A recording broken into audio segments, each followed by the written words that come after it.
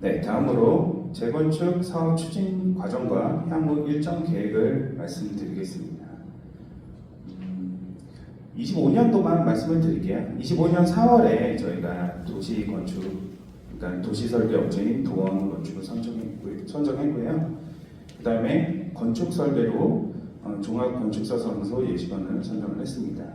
그리고 5월에 신속통합기획 자문사업 정비계획 수립 용역에 착수했고, 6월에 창동주공 18단지 착수보고 재건축 주민설명회를 진행했습니다. 지난 6월에 진행한 거 기억하시죠? 그때도 오셨던 분들이 지금 얼굴들이 좀 계신데요.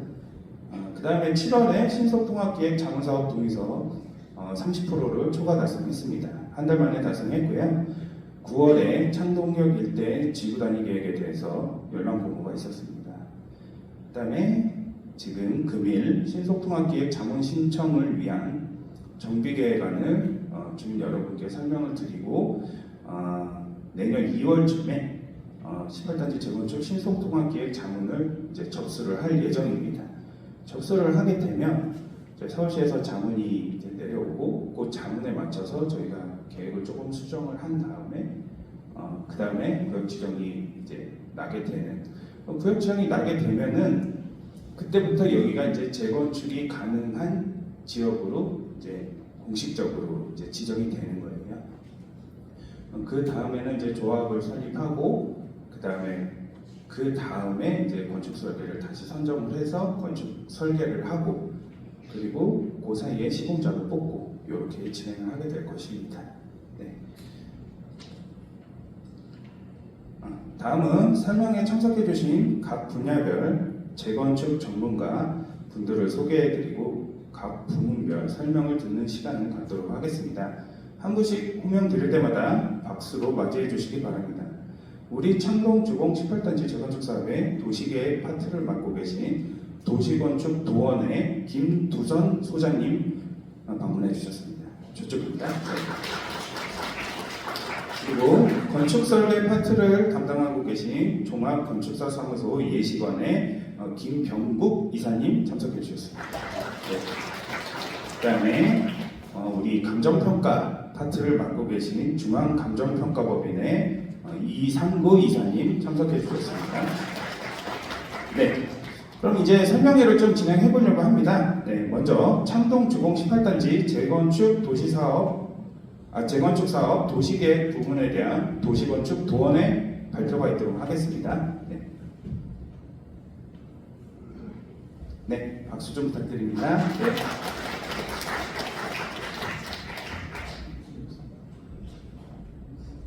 네. 네, 안녕하십니까. 저는 도시계획 부분을 맡고 있는 도원의 김두선 소장이라고 합니다. 반갑습니다.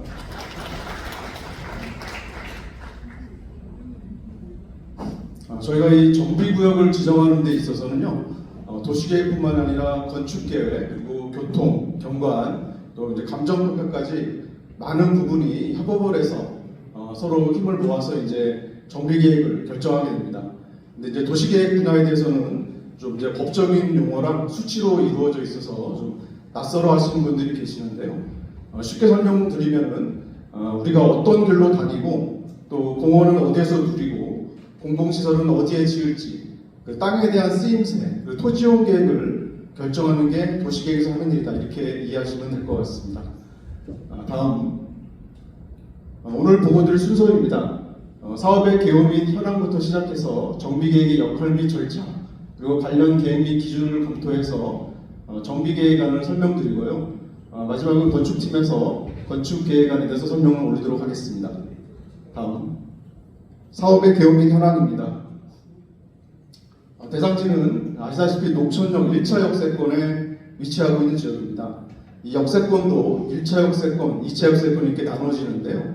1차 역세권은 이 승강장 경계에서 거리로 250m, 걸어서 한 5분 정도 거리를 1차 역세권이라고 합니다. 이게 중요한 이유가 그 용도지역 변경의 가장 기본적인 조건이 됩니다. 근데 보시면은 저희 대상지가 이 250m에 다 들어가지는 않습니다. 250m를 벗어나는 부분은 이 350m 범위로 이제 위원회에서 완화를 받아야지 용도적 변경이 가능하다 이렇게 보시면 되겠습니다. 다음 대산지 토지 현황입니다. 대산지는 이 노회로 70길로 인해서 두 개의 단지로 나누어져 있습니다. 소유자별 현황을 보시면 이 파란색은 서울시의 땅, 그리고 녹색은 도봉구 땅이 되겠습니다.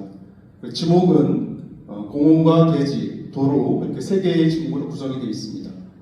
다음 도시관리계획 현황입니다. 우선 용도지역을 보시면은 대상지는 3종 일반 주거지역, 그리고 북측의 학교는 1종 일반 주거지역입니다.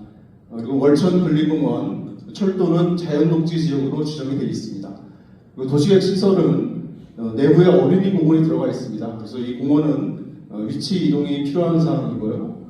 가장 큰 특징이 이제 학교 2개소가 북측에 인접해 있어서 이제 건축물 배치 시 일조권에 대한 그 영향이 많은 지역이라고 할 수 있겠습니다.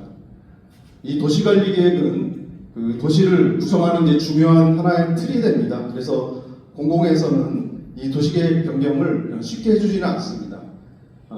공공성 그리고 공적인 타당성이 있어야 되고 그러한 변경 사유도 있어야 되지만 반대급부로 또 공공 기여를 많이 해야지 변경이 가능하다 이렇게 이해하시면 될 것 같습니다. 다음 정비계획의 역할 및 절차입니다. 정비계획은 재건축 사업의 기본 골격을 수립하는 계획입니다. 그래서 개발의 상한치를 정하기 때문에 이 정비구역 지정 이후에 통합심의 때 세부적인 건축 설계가 가능한 내용입니다. 정비계획을 수립을 해서 구역을 결정하면은 서울시 시도에 고시문이 게재가 되고 이제 효력이 발생되게 됩니다. 정비계획에서 담고 있는 내용은 기초 현황 분석, 그리고 관련 법령에 근거한 26개의 계획 항목들, 그리고 개발에 따른 경관, 교통, 환경 영향까지 다 포함하도록 되어 있습니다. 여기서 이제 주민 여러분들이 제일 궁금해하시는 이 분담금도 정비계획에 담도록 되어 있습니다. 근데 이거는 좀 계략적인 추정치라고 보시면 되겠습니다. 다음 사업 추진 경위는 앞서서 사회자분께서 자세히 설명을 드리셔서 넘어가도록 하겠습니다. 다음 이제 정비계획을 수립하는 데 있어서 관련 계획 및 기준들을 설명드리도록 하겠습니다. 다음 창동역 일대 택지개발 지구단위 계획입니다. 아시다시피 이 지역은 1980년도에 택지개발 사업으로 이제 아파트 촌이 대규모로 형성된 지역이 되겠는데요. 이제 40년이 지나면서 재건축 연한이 도래를 해서 각 단지별로 재건축을 시행하다 보면은 단계발이 될 우려가 있습니다. 그래서 공공에서 주요 보행축과 노측축, 경관축 등 가이드라인을 마련해서 개별 재건축 단지의 상위계 역할을 하고자 이 지구단위 계획을 수립을 하고 있습니다. 그러니까 예를 들어서 저희 사업 대상지 위치가 여기인데요. 이 초안산과 중랑천을 연계하는 공원 녹지축을 지구단위에서 이렇게 결정을 한다. 그러면 이 축에 걸리는 정비 구역들은 그 위치에 공원 녹지를 배치를 해야 됩니다. 그런 의미에서 이 지구단위 계획이 중요하다 이렇게 보시면 되겠고요. 10월 24일까지 주민 문남이 완료가 됐고 12월 달에 주민 제출에 대한 수정안을 작성해서 도봉구 도시건축 공동회의 자문을 거칩니다. 그래서 내년 상반기 때 교통환경 영향 평가를 시행을 하고 중반기에는 서울시 심의상정, 그래서 내년 하반기에 결정 고시를 받을 예정이 있습니다. 그래서 저희도 이 지구단위 계획이랑 같이 발을 맞춰서 이제 진행을 해 나가야 되는 그런 부분이라고 보시면 되겠습니다. 다음은 서울시 도시 및 중앙정비 기본계획의 밀도 계획에 대한 기준들이 있습니다. 저희는 이제 3종에서 준주거로 용도지역을 상향할 계획이기 때문에 기준 210%에서 최대 법적 상한 500%까지 최대치가 설정이 되어 있습니다. 네, 이렇게 복잡하게 용도지역을 4단계로 나누어 놓은 이유는 공공기여를 최대한 유도하기 위한 그런 장치라고 보시면 되겠습니다. 기준에서 허용 올라갈 때는 이제 공공보행 통로 또는 열린 단지 등 계획적인 요소를 준수했을 때, 그리고 허용에서 상한갈 때는 이제 공원이나 도로 같은 걸 기부 체납했을 때, 상한에서 법적 상한은 증가되는 용도율의 반을 임대로 하면은 나머지 반을 분양으로 더 추가로 주고 있습니다. 그리고 이제 기반시설 계획 기준을 보시면은 도시공원법상 공원 녹지는 1000세대 이상이면은 세대당 3제곱미터 또는 구역 면적의 5% 중에서 큰 면적을 해야 됩니다. 그래서 보통 세대당 3제곱미터가 더 크기 때문에 1000세대를 짓는다 하면은 3000제곱미터 공원 녹지를 법적으로 의무적으로 이렇게 내놔야 되는 그런 상황입니다. 주택법상 도로는 1000세대에서 2000세대는 폭언 15m 이상 도로와 접해야 됩니다. 그래서 이 도로는 저희가 이제 만족을 하고 있는 상황입니다. 그리고 여기서 사업성 증가를 위해서는 이 연면적을 최대한 많이 확보하는 게 관건입니다. 그래야만 이제 일반 분양금이 많아지고 그거에 따라서 분담금이 감소가 될 수가 있는 그런 구조입니다. 근데 이 연면적은 어떻게 산출하냐면은 용적률 곱하기 대지 면적 해서 연면적이 산출이 됩니다. 그래서 예시 1을 보시면은 만약 용적률이 100%고 대지 면적이 100제곱미터다. 그럼 연면적은 10,000제곱미터가 산출됩니다. 그러니까 30평 기준으로 공급 면적이 한 100제곱미터 되면은 100세대 정도 건립이 가능한 규모가 되겠죠. 근데 두 번째 예시를 보시면은 용적률이 200%인데 대지 면적이 50제곱미터다. 이것도 동일하게 연면적은 10,000제곱미터가 산출이 됩니다. 그러니까 여기서 알 수 있는 게 이제 용적률만 높다고 좋은 게 아니라 실제 중요한 거는 이 대지 면적을 어떻게 가져가느냐가 큰 사업성의 변수다 이렇게 보시면 되겠습니다. 다음은 이제 최신 상위계획 적용으로 사업성 개선의 효과를 도모하고자 합니다.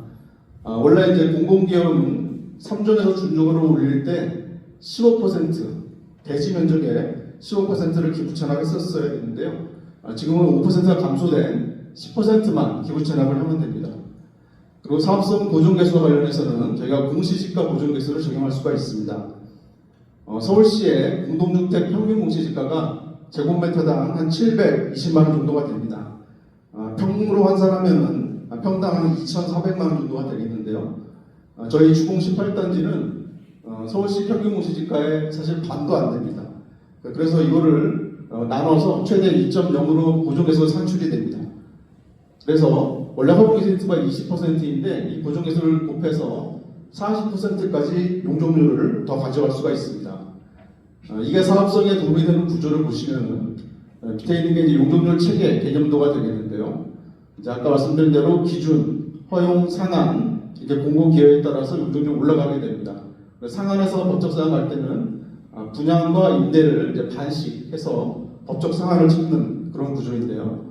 이 상단이 지금 고정되어 있는 상태에서 밑에 허용 용적률이 20%에서 40%로 이렇게 늘게 되면 이 임대가 물량이 줄게 됩니다. 그래서 임대가 준 만큼 그만큼 이제 분양을 더 가져갈 수가 있다 이렇게 보시면 되겠습니다.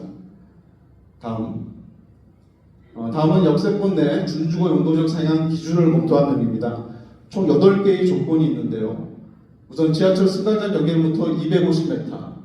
이건 저희는 일부가 포함이 되기 때문에 위원회 심의 완화를 받아서 350m를 적용을 해야 되는 부분입니다. 또 간선도로변의 접항경으로 한정을 하고 있어서 저희는 남측의 동능로가 간선도로 위계이기 때문에 만족하는 부분이 되겠습니다. 그리고 평균 공시지가는 이제 서울시보다 낮기 때문에 이것도 만족을 하고요. 중심지 위계상으로는 창동상계 관용 중심지와 인접한 지역이기 때문에 만족을 하는 내용입니다. 근데 인근 용도지역 이게 좀 불리한 지점인데요. 저희 북측에 있는 학교가 일종 일반 주거지역 그리고 공원은 자연녹지 지역이기 때문에 이러한 용도지역들은 밀도가 낮습니다. 그래서 보존형 용도지역이라고 하는데 이러한 용도지역과 인접한 것이 좀 불리한 지점이라고 할 수가 있겠습니다. 그리고 인근 개발 계획안을 보시면은 도시재생 활성화 사업, 도시개발 사업, 재건축 사업 등이 개발이 활성화된 지역이고 서울시 용도지역 조정 가이드라인상 입지 기준 및 지정하는 지역도 일부 충족을 합니다. 그리고 준주거를 올리려면은 시 정책과 연계된 노인, 육아 돌봄 시설들을 도입을 해야 되는 상황입니다. 그래서 이 8개 조건을 다 만족하면은 용도적 상향 가능성이 굉장히 높아진다 이렇게 보시면 되겠습니다. 네, 저희는 한 지금 과반 이상 한 5개 정도 만족을 하는 상황이고요. 나머지는 이제 서울시와 협의가 필요한 사항이다 이렇게 이해하시면 될 것 같습니다. 준주거 상향 시 용적률 체계입니다. 우선 기준은 210%에서 시작을 해서 보존개수를 적용해서 40% 용적률을 플러스할 수가 있습니다. 그래서 허용은 250%. 여기에 이제 준주거 지역을 상향하려면은 순부담을 10% 이상 해야 됩니다. 도로나 공원 또는 이제 임대주택, 건축물로 기부 체납할 수가 있는데요. 그렇게 하면은 30%를 용적률 인센티브를 받아서 280%가 산출이 되고 여기에서 이제 임대를 60%로 하면은 분양 60을 더해서 최대 400%까지 용적률을 찾을 수가 있습니다. 근데 여기서 400%는 이제 최대치를 말씀을 드리는 거고, 실제 건축 설계는 이제 일조권 등을 고려해서 아마 300% 후반대에서 산출이 될 것 같습니다. 여기서 이제 뭐 임대가 이제 많이 들어가는 거에 대해서 좀 반감을 가지신 분들이 계시는데요. 임대료 확보를 통해서 이렇게 용적률이 올라가는 이제 그러한 긍정적인 측면이 있습니다. 그리고 이 옛날처럼 뭐 급빈층이 들어오는 영구 임대 그런 것들이 아니라 장기 전세주택이나 밀인의 주택, 그래서 신혼부부나 또는 사회 초년생이 들어오는 그런 주택이라고 보시면 될 것 같습니다. 그 강남의 최고급 단지들도 다 이 용적률 체계를 적용해서 재건축 사업을 합니다. 그 서초구의 원베일리 같은 경우에도 밖에서 보면 모르시겠지만 안에 다 임대가 혼합이 되어 있다고 아실 수 있을 것입니다. 다음은 이러한 계획 기준도를 적용을 해서 정비계획안 수립한 내용을 보여드리겠습니다. 이 안은 이제 6월 28일 날 저희가 초안을 그때 설명회 때 보고드린 내용인데요. 이 완충 녹지를 포함을 해서 대지 면적을 최대한 확보했고, 또 북측의 학교 일조권을 고려해서 북측의 공원 녹지 축을 배치한 안이 되겠습니다. 그리고 기존 상가 위치를 고려해서 상가 배치 구간을 계획한 내용이고, 도로는 확보하지 않고 그냥 대지 내에서 건축선 3m를 통해서 보도만 확보하는 것으로 계획을 했었습니다. 그리고 여기서 이제 특징적인 것은 250m 그 원칙을 적용을 해서 획지 1만 준주거를 올리고 획지 2는 3종으로 그때 계획을 했었습니다. 그래서 저희가 이렇게 그때 6월달에 보고를 드렸던 거고요. 다음 장을 보시면은 이게 이제 택지개발 지구단위 계획이 아닙니다. 9월 25일부터 10월 24일까지 공람이 됐던 안인데요. 가장 특징적인 것이 이 회색 부분, 이게 이제 도로로 도시계획 도로로 기부 전환을 하는 겁니다. 그러니까 소유권이 완전히 넘어가는 그런 상황입니다. 그래서 이제 대지 면적이 감소가 되겠죠. 그리고 용도 지역도 보시면은 3종을 전제로 지금 용적률 계획이 수립이 되어 있습니다. 그래서 주민 의견 제출 내용은 용도 지역 상향 가능성을 명시를 해주고 최고 높이도 150m에서 200m로 상향을 해달라. 그리고 또 이 도로 기부 체납을 대지 내에서 공지로 확보할 수 있게 해달라고 주민 의견을 제출한 바가 있습니다. 그리고 이제 북측의 공원 녹지 축은 저희가 초안을 보고 들어줬던 내용이랑 비슷한 걸 보실 수가 있고요. 중앙천변으로 수변 특화 배치 구간이 계획이 되어 있습니다. 그래서 이 부분은 좀 층수를 낮은 층수를 배치하라는 그런 계획 지침이 되겠습니다.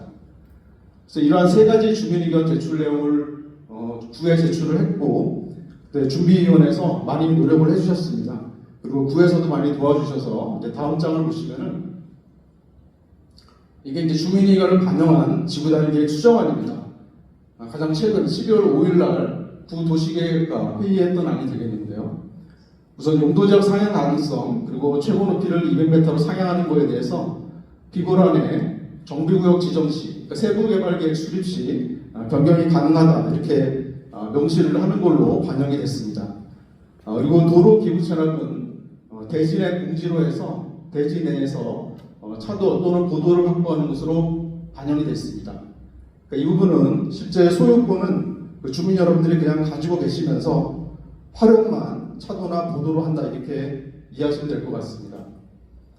그래서 이 계획안은 사실 구 도시계획과 지금 협의안입니다. 그래서 향후 이제 자문이나 또 서울시 협의를 통해서 또 변경될 수도 있다는 점을 참조해 주시면 될 것 같습니다. 다음. 이 안이 이제 신통자문 접수안이 되겠습니다. 내년 1월에서 2월 사이에 이제 접수를 할 예정인데요. 그 지구단위계획과의 정합성 확보 그리고 사업성 증대를 위한 개선안을 잘 조합을 해서 이제 만든 안이 되겠습니다. 이 파란색 부분이 이제 지구단위계획을 반영한 안인데요. 차도및 보도용 공지로 도로를 확보하는 내용을 반영하였습니다. 그리고 이제 수변특화 배치 구간 그리고 북측의 공원 녹지축 이런 것들을 지구단위 내용을 반영한 내용이 되겠습니다. 그리고 사업성 증대를 위해서 이제 철도변에 있는 완충 녹지를 구역에 포함시킴으로써 이게 아까 말씀드린 그 도시공원법상 법적 확보 면적 그걸로 대체를 가능합니다. 그래서 한 1000제곱미터 정도 대지 면적을 더 확대할 수 있었다 이렇게 보시면 될 것 같습니다.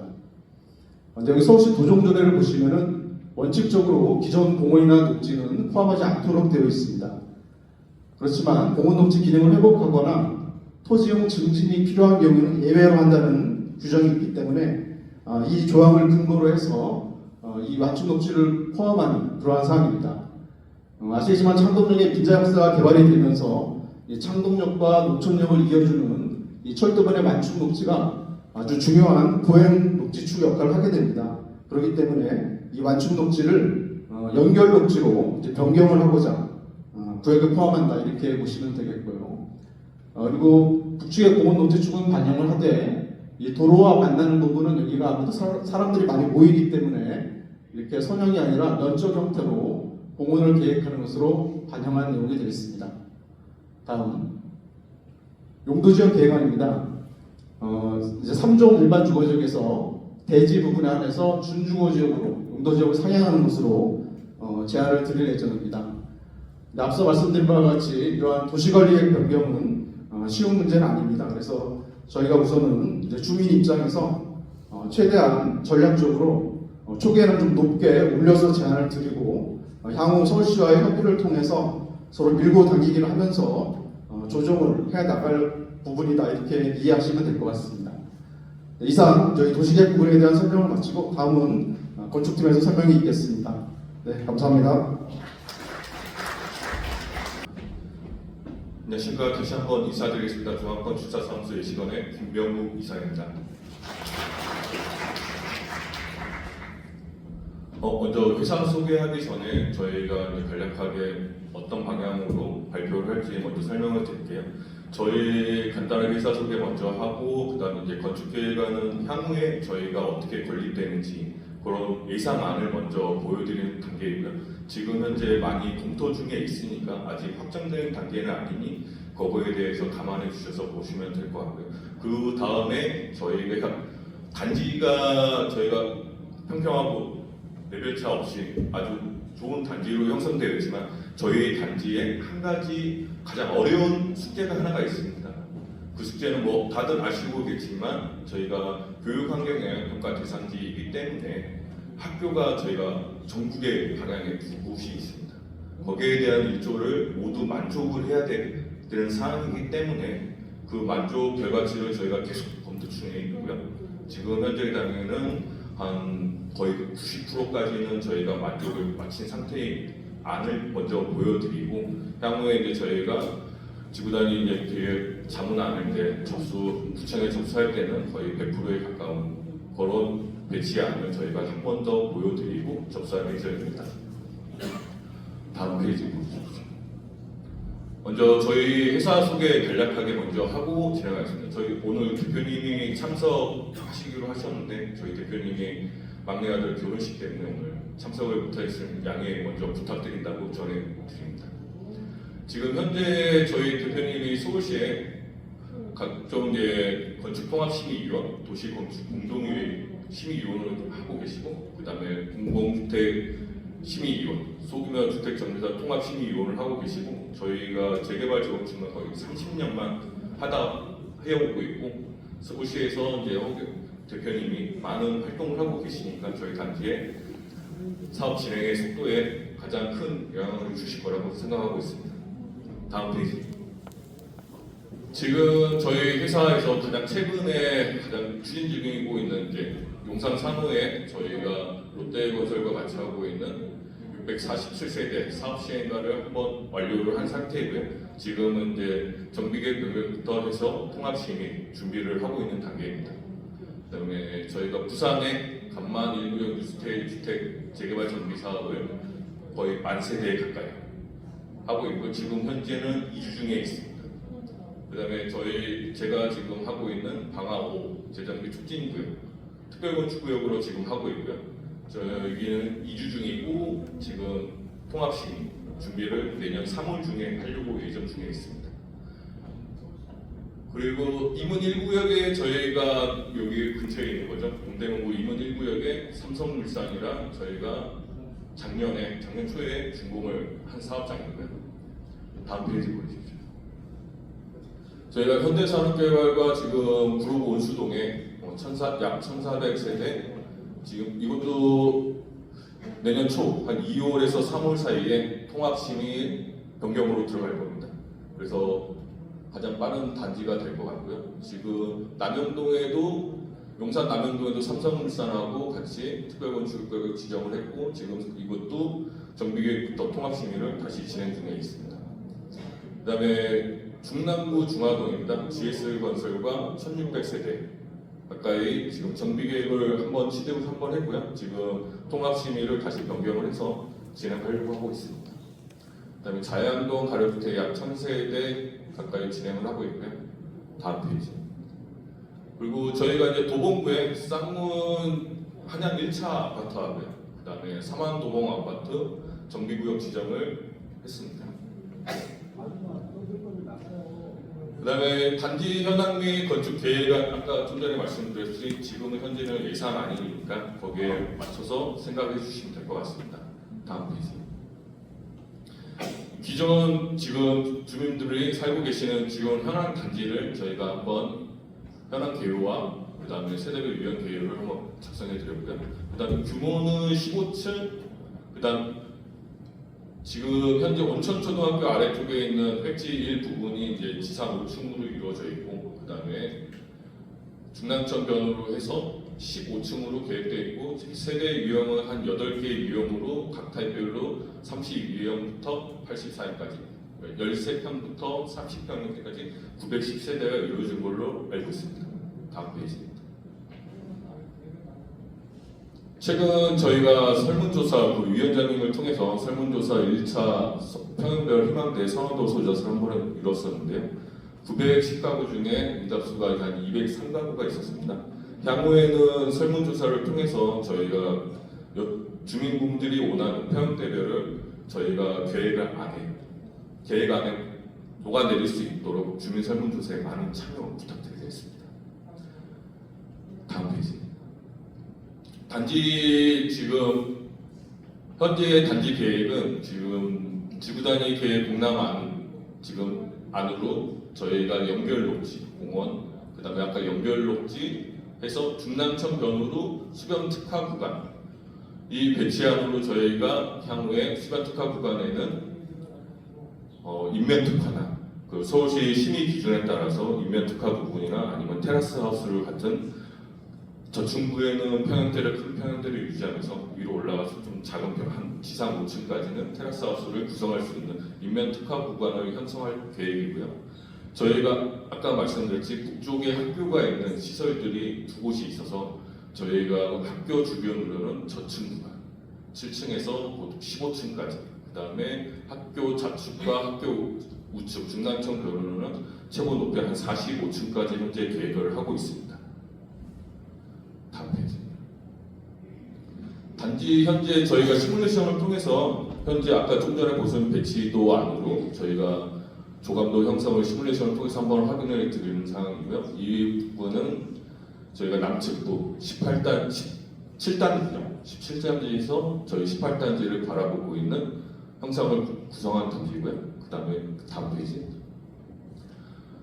북쪽에서 바라보는 저희 예상입니다. 다음 페이지. 그다음에 중랑천변 북쪽에서 바라보는 그 주변의 산과 어울려지게 경관을 형성할 수 있는 높고 낮음의 스카이라인을 형성할 수 있게 계획한 거고요. 다음 페이지. 수변 특화를 저희가 향후에는 이 저층부에 아까 말씀드렸다시피 테라스 하우스를 일부 적용하고 그다음에 발코니 이면 변화를 통해서 저희가 많은 우수 디자인을 받을 수 있도록 최선을 다하도록 계획하겠습니다. 다음 페이지. 저희 이제 교육환경 영향평가에 관련된 내용인데 이 가장 어려운 숙제가 이 교육환경 영향평가의 1조에 관련된 내용입니다. 보통 이제 교사동은 8시부터 4시까지 총 4시간을 만족하던가 아니면 초등학교는 9시에서 1시까지 그다음에 중학교는 9시에서 2시까지 연속 일조를 2시간을 만족해야 되는 상황이 있습니다. 그리고 운동장, 이 초록색으로 칠해져 있는 부분이 운동장입니다. 운동장도 똑같이 8시부터 4시까지는 총 2시간 일조를 만족을 해야 되고요. 그 다음에 초등학교는 9시부터 1시까지, 중등은 9시부터 2시까지 연속해서 1시간 일조를 만족해야 됩니다. 네, 저희가 지금 현재 계획하고 있는 단계에서 보시면 이거는 현황에 대한, 지금 현재 살고 계시는 현황에 대한 일조 분석을 한번 데이터를 작성한 내용이고요. 기존에도 여기 중랑천변에 있는 15층 건물에는 현재도 뭐 중학교나 초등학교 부분에는 많이 가리고 있는 상태입니다. 그래서 이 부분에 대해서 연속 일조는 혹시 불만족인, 현재 상황에서도 불만적인 구간이 많이 나오긴 하는데, 저희가 교육환경 영향평가에서는 불만족이 되더라도 거의 부합되는 상황까지는 만족을 시켜줘야 되는 상황이고요. 그다음에 저희가 학교 주변, 초등학교 주변에는 5층으로 계획이 되어 있어서 총 일조량 4시간을 확보하는 데는 기존 현황 단지에서는 5층 구간이 획지가 있기 때문에 그래도 4시간 일조는 거의 만족하는 단계입니다. 다음 페이지.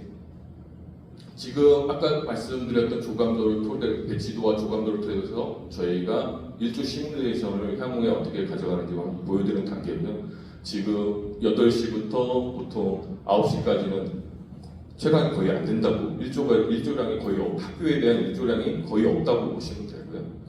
10시부터 이제 저희가 일조량을 확보하는 기존을 저희가 진행 중에 있습니다. 그래서 10시부터 12시, 그리고 1시부터 2시까지.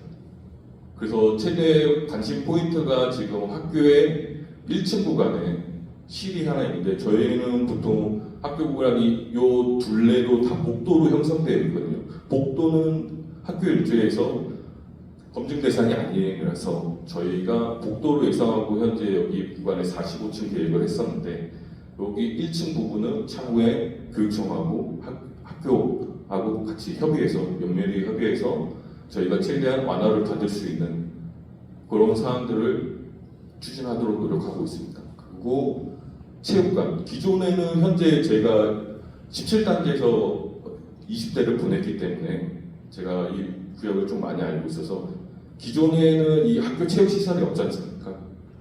그리고 한 2000년대에 들어와서 저 학교 뭐 건립 공사들이 많이 형성되어 있는 단계였고, 그 다음에 무상급식이 이루어지면서 체육관 하부에 무상급식을 할 수 있는 시설들이 다시 형성이 되어 있던 단계였기 때문에 이 체육관도 동일하게 교사동에 관련된 내용을 만족을 시켜줘야 됩니다.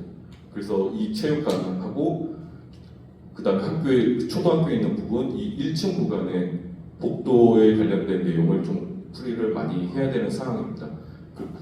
그래서 저희가 향후에 어떻게 준주거로 저희가 계획을 해서 서울시에 이제 접수를 입안을 하려고 예상 중인데, 이 학교가 해결이 되면 저희가 준주거로 갔을 때 용적률이 한 450%까지 받을 수 있으니, 학교만 해결되면 층수를 많이 올려서 저희가 취득할 수 있는 용적률을 최대한 끌어올리려고 합니다.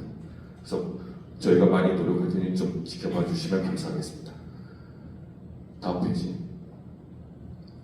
저희가 준주거 상향의 건립 규모를 일단 저희 현재 살고 계시는 해운대 건립대로 비율을 나눠서 일단은 최대한 세대수를 건립 세대수를 300%, 그 다음에 330%, 350%까지 계획을 한번 해봤고요.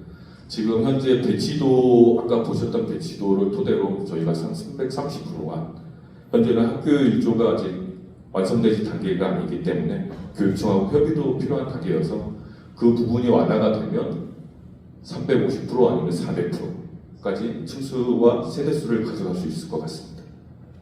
다음 페이지. 저희 현재 추진 일정이고요. 저희가 구정 이후에 신통 자문 사업을 9회 접수할 예정입니다. 그리고 4월에 구협의 부서, 그 다음에 신통 5월, 6월에는 신통계획 자문회의 통해서 쭉 12월 이후 정비계획 구역 지정이 완료가 되면 저희 사업 단위도 구역 지정을 할 수 있게끔 저희가 최선을 다해서 노력하도록 하겠습니다. 저희 건축 부분은 여기까지 발표를 마치고요. 질문 있으시면 받겠습니다.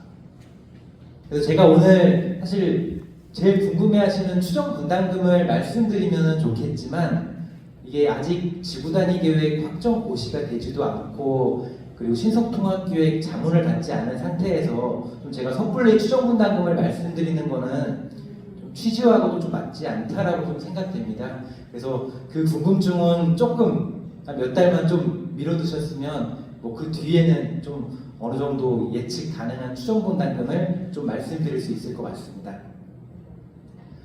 저희 중앙감정평가법인 간단히 소개드리면은 저희 91년도 설립돼서 34년 동안 감정평가 업무를 수행한 좀 국토부 지정 우수 대형 감정평가법인입니다. 뭐 매출액, 자본금, 감정평가사 수뿐만 아니라 신용 등급에 있어서도 좀 업계 최상위를 유지하고 있다고 자신 있게 말씀을 드릴 수 있고요. 그리고 국내에 굵직한 재건축, 재개발 감정평가 업무를 다수 수행했기 때문에 어디 가더라도 신뢰성 있고 높은 평가를 받고 있는 평가법인이다라고 생각해 주시면 됩니다. 오늘 알아볼 순서는 좀 이렇습니다. 첫 번째 파트에서는 우리 단지가 부담할 총 분담금이 어떻게 결정이 되고 좀 세대원별로 분담금이 어떻게 배분되는 것이 합리적인지, 그리고 상업성을 향상시킬 수 있는 방법과 동시에 좀 비례율 방식에 있어서 소유주분들께서 사업성을 판단하는 방법까지 좀 같이 알려드리도록 하겠습니다. 그리고 두 번째 파트에서는 우리 단지 왜 신속통합기획 패스트트랙으로 자문 방식을 하는 것이 유리한지 그 필요성에 대해서 살펴드리고, 세 번째에 있어서는 재건축 사업 전반에 있어서 평가가 언제 왜 일어나는지를 알려드리도록 하겠습니다. 그리고 네 번째는 확정 분담금이 고지되기 전에 추정 분담금이 좀 몇 번 일어나게 되는지를 알려드리고, 마지막 파트에서는 향후 분양 신청하실 때 도움이 되는 좀 구축 아파트와 신축 아파트에 대한 평형에 대해서 좀 이해를 도모시키고자 합니다. 첫 번째 분담금 결정 방법의 이해입니다. 우리 단지 창동 주공 18단지 소유주님께서 부담할 총 분담금은 간단하게 두 가지 변수에 의해서 결정이 된다고 보시면 됩니다. 정해진 정비계획상 용적률에서 임대주택을 빼고 나면 그걸 이제 가용 가능한, 그러니까 일반 분양이랑 조합원분들이 가져갈 수 있는 용적률이라고 합니다. 그 가용 가능 용적률을 다 조합원분들이 다 가져간다고 한다면은 총 사업비, 그러니까 공사비뿐만 아니라 기타 사업비가 플러스된 총 사업비가 우리 단지가 부담할 총 분담금이 될 것입니다. 하지만 정해진 용적률 하에서 일부를 일반 분양 세대에 양보한다고 한다면 그 순이익만큼은 우리 단지가 부담할 총 분담금이 절감될 수 있다고 생각하시면 됩니다. 그래서 우리 단지가 부담할 총 분담금은 총 사업비가 증가하고 일반 분양 수익분이 감소하면 총 분담금은 증가하고, 그 반대라고 한다면 총 분담금은 감소하게 될 것입니다. 그럼 이렇게 결정된 우리 단지의 총 분담금을 어떻게 세대원별로 배분하는 것이 합리적일까요? 아마 다양한 방식이 있을 수 있지만 아마 확정 무상 지분율이라는 것도 많이 들어보셨을 거예요. 재건축 사업에서는. 근데 도정법에서 규정하고 있는 거로는 도정법 74조에서 종전 조무자산을 2인 이상의 감정평가법인이 평가한 가액을 기준으로 산술평균에서 결정하도록 규정을 하고 있는데요. 이 말은 종전자산과 내가 분양 신청해서 받게 되는 그 조무자산의 조합원 분양가격, 그 차액을 기준으로 해서 총 분담금을 배분하도록 규정을 하고 있는 것입니다. 이렇게 같이 차액에 기준해서 총 분담금을 배분함으로 인해서 어떤 경제적 이해관계 대립에 따른 갈등 해결이 가능한 방법이다라고 생각을 하시면 됩니다. 그럼 이렇게 같이 상승분에 비례해서 총 분담금을 배분하는 비례율 방식, 이 비례율이 어떤 개념으로 알고 계실까요? 아마 여기 오신 소유주님들의 대다수도 사업 이익률이라고 생각을 하실 겁니다. 그래서 비례율이 100%밖에 안 나오고 100%도 안 나온다라고 한다면 사업 이익률이 없는 거 아니냐?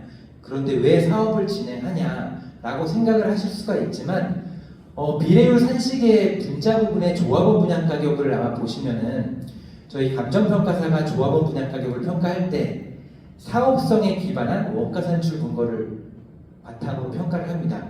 다른 말로 하면은 사업성이 좋으면 좋을수록 조합원 분양 가격을 낮게 할인해서 평가할 수 있다라는 말이기도 합니다.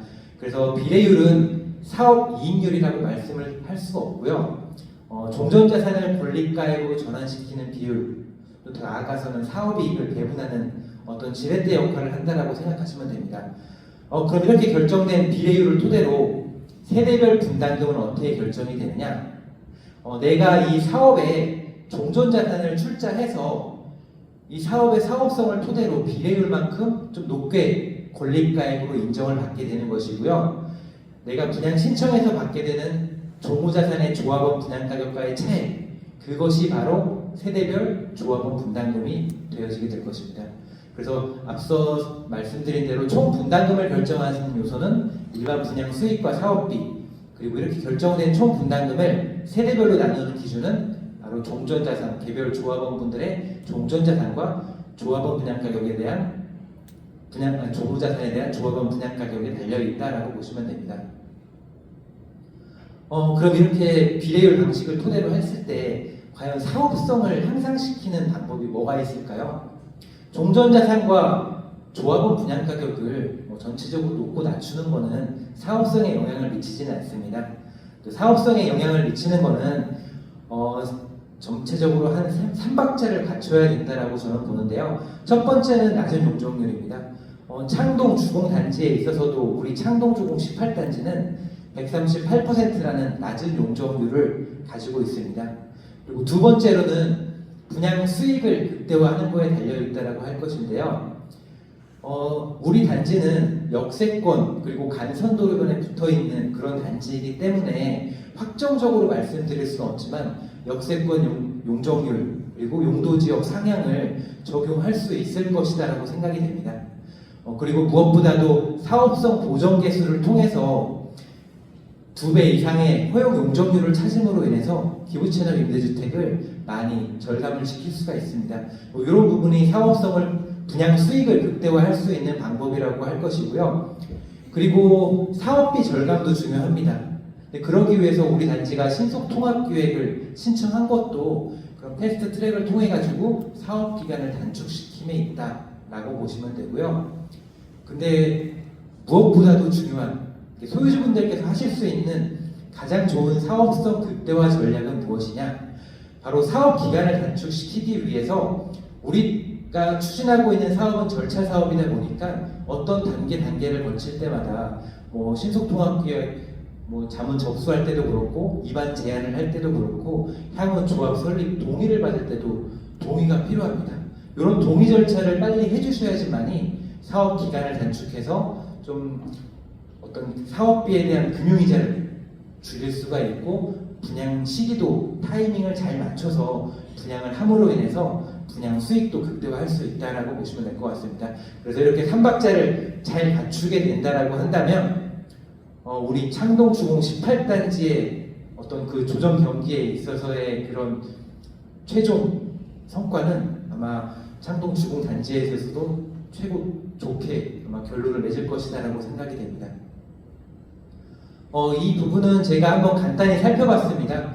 과연 지금 조합원분의 공급 평형 대비해서 사업성 보정 개수를 적용하지 않고서 300%를 적용했을 때 기준과 사업성 보정 개수만 적용하고 법적 상한 용적률인 300%만 적용했을 때, 그리고 더 나아가서 획지 1만 역세권 용적률 360%를 적용해서 가중 평균에서 326%만 적용을 했을 때 과연 가용 가능한 용적률이 얼마나 늘어나는지를 살펴봤고요. 물론 더 나아가서 획지 1, 획지 2까지 준주거지역으로 정상향이 가능하다라고 한다면은 400%까지도 용적률을 찾을 수 있을 것이다라고 생각됩니다. 그런 부분들은 나중에 좀 최종 확정 지구단위 계획의 확정 고시되고 좀 자문을 받은 다음에 결정이 된다라고 한다면 그런 부분이 더욱더 현실적으로 다가가지 않을까라고 생각이 되고요.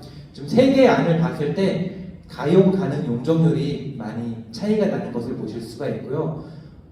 300%만 적용했을 때보다 사업성 보정 개수를 적용하게 되면 25평이 한 50개 더 생겨나는 사업성 개선 효과가 있습니다. 그리고 거기에 더해져서 획지 1만 역세권 용적률을 적용한다고 하면은 25평이 한 100개 정도, 그러니까 300% 사업성 보존계에서 적용하지 않았을 때보다 100개 정도가 더 늘어나는 사업성 개선 효과가 있다라고 보시면 됩니다.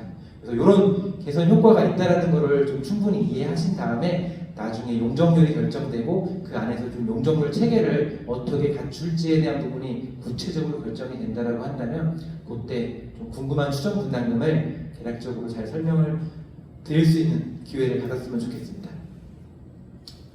그러면은 사업성을 좋게 하는 방법은 이제 좀 이해를 하셨을 것이다라고 생각이 되는데요.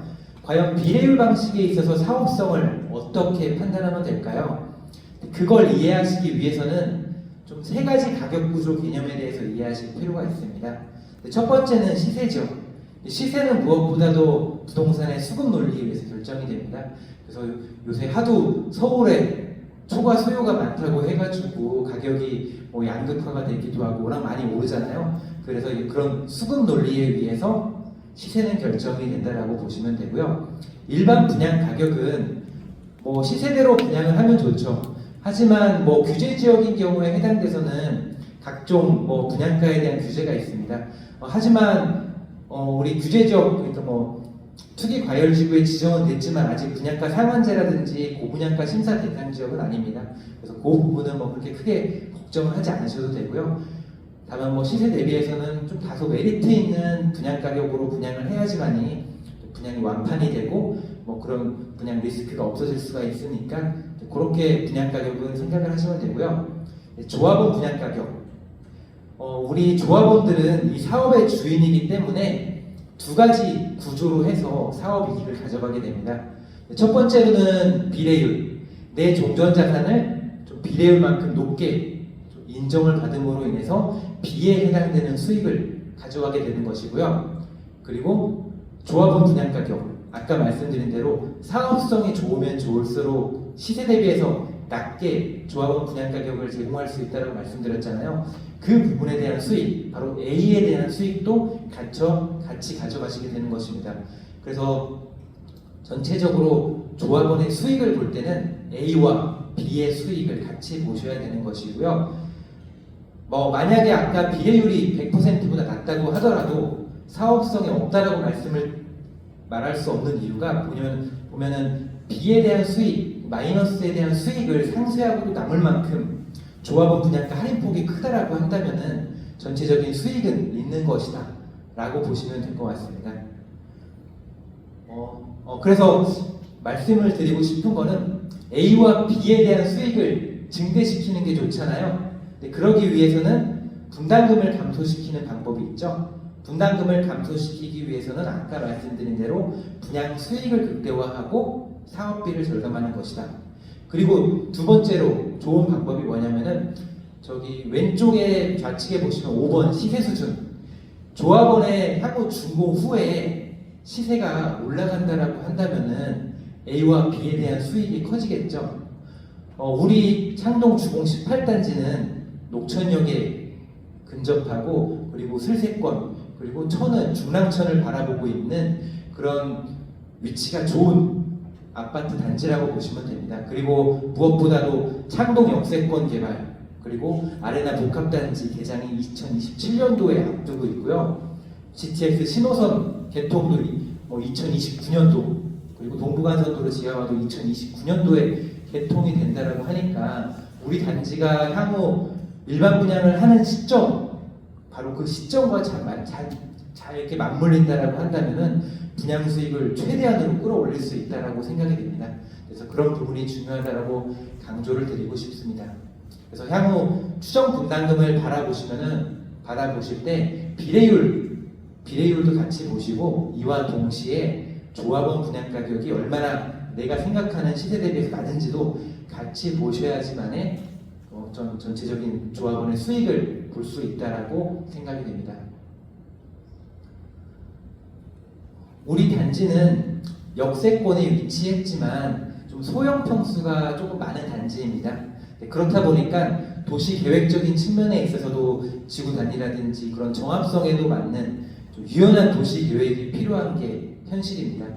유연한 도시 계획이 필요하기 때문에 어느 정도 서울시에서 요구하는 그런 정합성에 맞는 공공성은 받아들이되 그에 대한 반대급부로 좀 도시계획적인 측면에 있어서 사업성을 최대한 끌어올리게 종상향이라든지 이런 부분을 이루면 될 것이기 때문에 그러한 부분이 잘 접목된다라고 한다면 우리 단지 수익성 크게 괄목하게 클 것이라고 생각이 됩니다.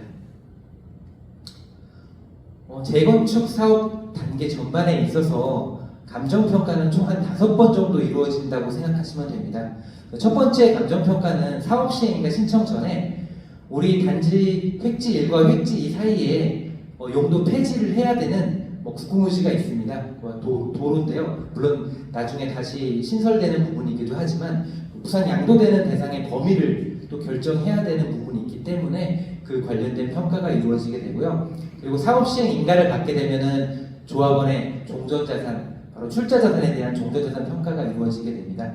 그리고 이와 동시에 조합 설립에 동의하지 않은 세대를 대상으로 매도 청구 협의 이후에 소송 관련된 감정평가가 법원에서 지정한 평가사가 평가를 하게 됩니다. 그리고 이런 데는 종전자산과 추정분담금을 받아보시고 분양 신청을 하게 되실 텐데요. 분양 신청기간 만료일을 기준으로 조합원의 종무자산에 대한 조합원 분양 가격을 감정평가하게 되는 것이고요. 이를 통해서 최종 관리처분 계획 인가를 받은 이후에 이주 철거 그리고 착공을 할 때쯤에 가서는 우리 재건축 조합은 일반적으로 비영리 조합입니다. 하지만 이 비영리 조합이 하는 유일한 수익 사업이 있습니다. 바로 일반 분양 수익 사업인데요. 그 부분에 대해서 원가 대비해서 조금 많이 순이익이 발생했다라고 하면은 그 부분에 대해서 이제 법인세라는 걸 내야 됩니다. 다만 이제 법인세 부분을 최대한 절약하기 위해서 출자자산을 다시 재평가해서 좀 송금을 올리는 그런 평가를 저희가 또 진행한다라고 보시면 될 것 같습니다. 그래서 무엇보다도 중요한 내 자산의 종전자산 평가는 절대적인 시세가 중요하다기보다는 전체적으로 출자 비율을 정하는 거다 보니까 그리고 향후에 좀 인기 있는 타입의 평형에 대한 타입에 대해서 만약에 경합이 일어났을 때 권리가액을 기준으로 해서 그걸 우선순위로 해서 정해지기 때문에 무엇보다도 상대적인 가격 균형이 중요하다고 생각을 하시면 될 것 같습니다. 종무자산 역시 상대적인 가격 균형이 중요하게 되고요. 그래서 저희가 종무자산을 감정평가할 때는 좀 각종 주거 환경 효용 지수를 종합적으로 고려해서 좀 합리적으로 가격을 차등화해서 평가합니다. 그렇게 해야지만이 종전자산이든 종무자산이든 합리적으로 가격을 차등화해서 평가를 해야지만이 어떤 총 분담금을 합리적이고 공평하게 조합원들에게 배분시킬 수 있게 되는 것입니다. 그래서 저희가 감정평가사가 그런 중요한 역할을 한다라고 생각을 하시면 됩니다. 매도 청구 평가 아마 대부분 여기 오신 분들은 다 동의하시고 분양 신청하고 입주까지 하실 것이다라고 생각이 됩니다. 하지만 여의치 않게 중간에 좀 조합에 매각을 하셔야 된다라고 하시면은 아마 시가 감정을 통해 가지고 조합에 매각을 하게 됩니다. 다만 헐값에 매각은 되는 건 아니고요. 시가 그러니까 재건축 결의가 있었을 것을 전제로 하는 그런 감정가액을 받아보시고선 매각을 하시게 됩니다. 다만 좀 유의하셔야 될 것이 향후 실현되지 않은 그런 향후 절차를 진행하면서 향유하게 되는 그런 수익까지는 고려하지 않는다. 그래서 향후 그러한 부분까지 수익을 같이 챙기셔야 된다라고 한다면은 최종 입주시까지 가져가시는 게 맞다라고 생각됩니다. 그 외에 좀 다양한 감정평가 및 컨설팅 업무를 통해서 저희 감정평가 법인은 조합이 이제 사업을 원활하게 진행하는데 일조를 하고 있다라고 생각을 해주시면 됩니다. 그리고 제초한 부담금 많이 들어보셨을 텐데요. 앞서 제가 설명드린 분담금하고는 좀 다른 겁니다. 재건축 초과액 환수에 관한 법률에 따라서 부담하는 세금입니다. 8천만 원이 넘는 초과이익에 대해서 최저 10에서 최고 50%에 해당되는 세금이 부과가 되는데요. 사실 작년에 많이 완화가 됐습니다. 그리고 이제 항상 미실현 이익에 대한 이중 과세 문제로 폐지 논의가 끊임없이 있는 세금이기 때문에 아마 향후 폐지가 되지 않을까라고 생각이 되고요. 그렇지 않다고 하더라도 우리 단지 크게 걱정하실 필요는 없다라고 생각이 되고요. 무엇보다도 완화된 부분이 많고 또 장기 보유도 뭐 70%까지 공제되는 부분도 있기 때문에 크게 걱정은 안 하셔도 될 것 같습니다. 추정 분담금 저희가 관리처분계획 수립 총액 공고 전에 확정 분담금을 이제 말씀드리기 전에 확정 분담금을 고지드리기 전에 총 재건축 사업 단계에서 4번의 추정 분담금을 아마 통지해 드릴 것입니다. 첫 번째는 정비계획 수립 단계, 그러니까 내년 초쯤 될 텐데요. 그때 이제 정비계획 내용을 토대로 그렇게 했을 때 과연 세대별로 분담금이 어느 정도 되는지를 또 토지등 소유자 유형별로 고지를 하게 될 것입니다. 사실 이런 추정 분담금을 말씀을 드리는 게 절차 사업에 있어서 알 권리를 보장한다는 좋은 점도 있지만 다만 너무 초기 단계에서 사실 이런 추정 분담금을 말씀드리는 것이 전체적인 좀 어떤 상대적인 부분을 너무 중요시 여기는 또 소유주분들이 많다 보면은 간혹 그 안에서 불협화음이 발생할 수 있게 됩니다. 무엇보다도 초기 단계에 있어서는 전체적인 사업의 어떤 수을 보고 앞으로 달려가야 되는 단계이기 때문에 그런 부분은 또 조심하셔야 된다고 생각이 됩니다.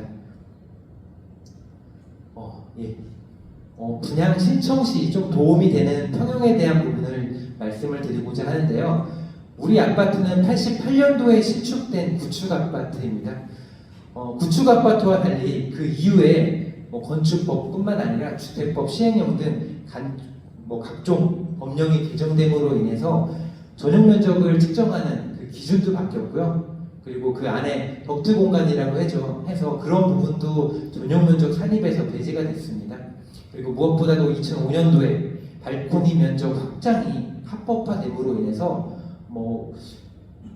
59형도 그렇고 84형뿐만 아니라 요즘에는 49형 같은 경우에 있어서도 서베이가 일반적으로 제공이 되면서 그에 따라서 서비스 면적도 굉장히 크게 제공이 되기 때문에 이런 부분을 종합적으로 고려했을 때 구축 아파트의 30평과 신축 아파트의 25평의 실사용 면적을 비교했을 때는 오히려 25평이 좀 더 크게 느껴지시게 될 것입니다. 이런 부분은 나중에 그냥 신청할 때 참고를 하시면 될 것입니다. 오늘 좀 많은 부분들을 좀 설명을 드렸는데요. 아무래도 귀중한 재산이다 보니까 오늘 제가 말씀드린 부분을 잘 참고하셔가지고 향후에 좀 판단하시는데 큰 도움이 되셨으면 좋겠고요. 우리 단지가 지금 아직 창동, 중계, 상계 이쪽에 재건축 사업을 진행하는 그런 사업장이 굉장히 많습니다. 이런 단지 속에서도 먼저 나아가서 랜드마크 아파트가 되기 위해서는 지금 처음에 단합된 모습으로 함께 빨리 추진위원장님을 진두지휘 하에 빨리 움직이시는 것이 사업성을 최대한 끌어올리는 방법이다라고 생각됩니다. 오늘 경청해 주셔서 감사합니다.